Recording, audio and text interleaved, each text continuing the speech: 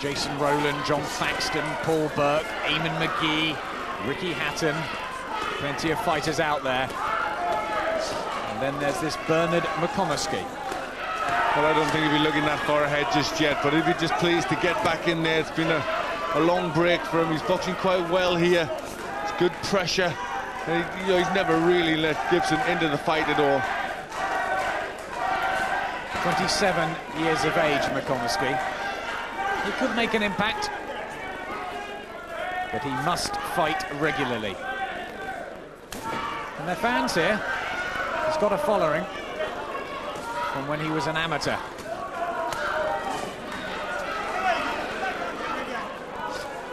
With a decent body shot gone in there from Gibson. He just hasn't done enough, really. Been on the back foot for too much of this fight.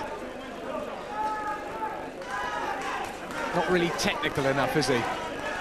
No, he's not. I don't think he's got the physical strength. He needed to stand centre ring and use that jab. Hasn't been able to do it. Yes, he looks tired now, Dave Gibson. The hands dropped. I don't know if McComiskey's going to stop his man. I think if it had been a 6-round or an 8-rounder, he may well have done, because Gibson looks as though he's seen rather too much of this Irishman.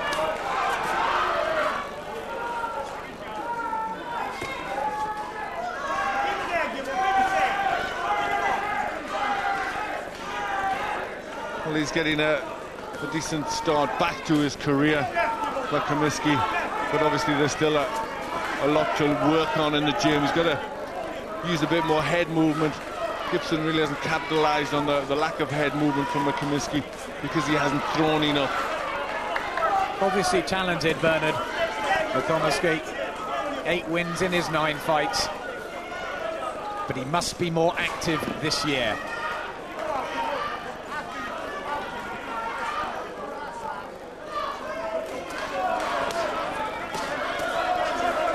Again, work to the body of Gibson. And I think Dave Gibson will be glad to see the bell, collect his money and go back to St Helens. This is McComiskey's fight.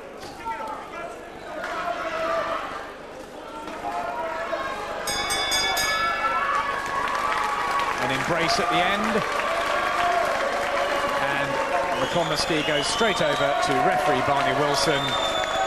He's the obvious winner. 9th win in 10 fights for the man from Banbridge in County Down. There's a smile on his face, and let's hope we see him back in the ring soon, and not in 4 years' time.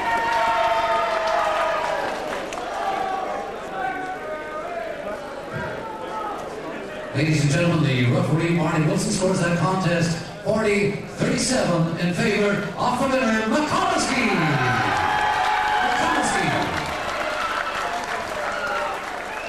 Yes, as Adam suggests, that might be it from him for a few years, but let's hope not, because there's something there, isn't there? It's a tiny boxer, and he's an accomplished little pro now, and so he should be after 9 years.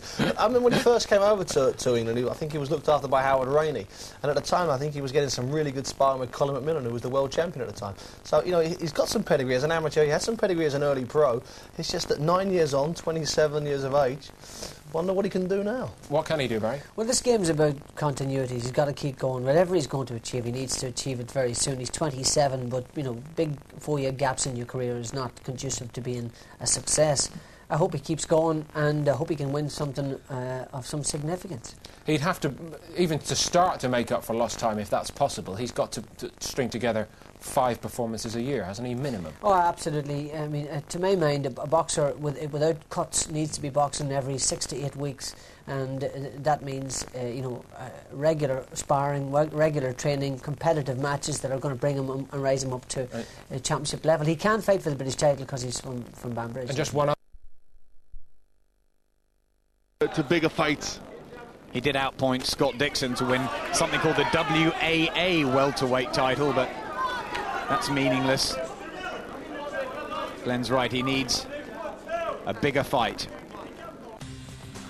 Tuesday the 22nd of June, it's our next live action for you on Sky Sports.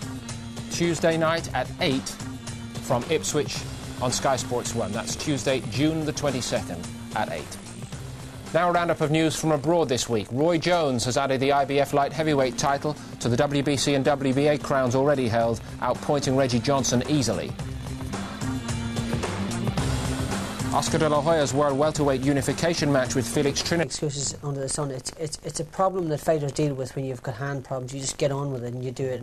But however, if you constantly break your little bones at the back of your hands called the metacarps, you keep staving and hurting them every time you hit something solid like a guy's head, which is a pretty sore thing, obviously.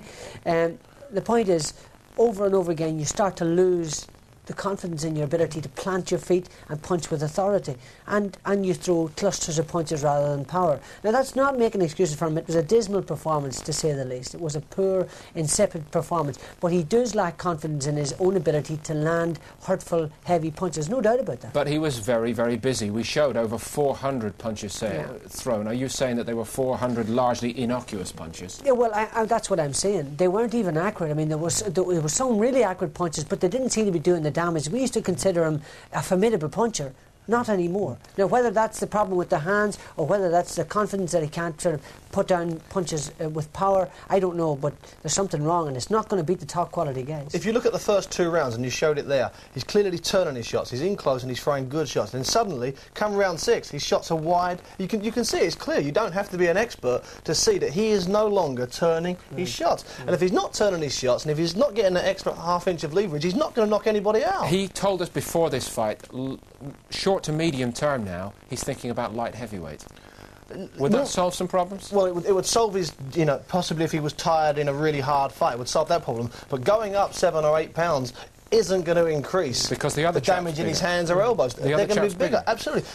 And he did have some problems in his earlier fights that went 2 or 3 rounds. Suddenly he started to slap them. When he fought Bobby Joe Edwards about 5 years ago, he slapped his way through that. Perhaps he had another hand injury then. Well, the additional weight would give him more nutrition and therefore more calcium in the bones and strengthen the bones up and give him a bit more confidence. However, I agree with Steve, it's not going to take away his ability, it's not going to increase his ability to punch. That's the problem. And the guys are going to be genetically bigger. Are they going to sell him in America? Well, this is the problem. His sparring is definitely something drastically wrong there, but it's a lack of professionalism in just the gym. The gym is a poor, inadequate gym. He needs a warm, modern, well-facilitated gym with high-quality sparring partners, and I have no doubt his performance will improve, and he needs to go to America, and he needs to get competitive matches, and matches that will get him up. Happier times for another Welsh star, I'm delighted to say. Barry Jones, the former WBO World Super Featherweight Champion, back after 18 months following an irregular brain scan. And after all he's been through, it just seemed a pleasure to be going to work again. It's been all the hard work. It's just, it's fight time now. Just get on with. I've got a plan in my head. I know what I can capable of doing, so I've got to try and produce out in the ring. And the main thing about, performing is keeping calm and keeping relaxed and keeping your head clear and what the game ahead is. Not even a hold-up caused by previous fights overrunning on Saturday night could frustrate Jones, or conceal his delight at being back in the spotlight. It seems he has all sorts of fans in Wales. Welsh, like? Well, I have to do what you're saying that. When the time came, it was a Welsh battle royal against Chris Williams, and certainly no soft return.